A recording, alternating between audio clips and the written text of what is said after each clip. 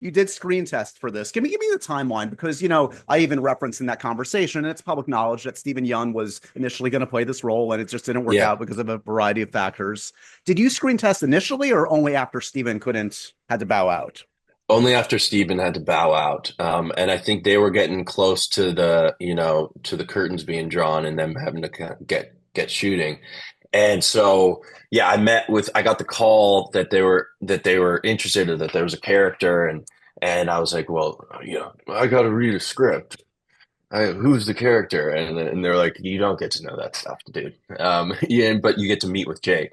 And so I met with Jake, and Jake actually this morning just sent me a picture of like the awning in the garden where we first met, and he was like, this is our spot, baby.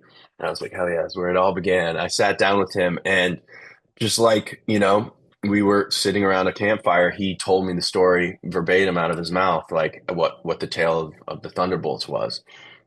And it was really interesting to be able to hear it like you were at like a dinner party and somebody was trying to tell a story of something that had happened to them or something and give it a full arc. But it was dealing with these kind of larger than life mythological beings. And he had such passion and such he really like I think had a personal not attachment but because he wasn't like so attached that he had was leaving no room for us to have our own version of the characters. It's just that he felt himself in all these characters, I think, Right. which was so compelling to see and so compelling to hear. And it deals with a lot of like very emotionally deep topics. And so to hear him being like, I want to talk about these things and I want to tackle them. I also want it to be a blast and I want it to be Yeah. fun.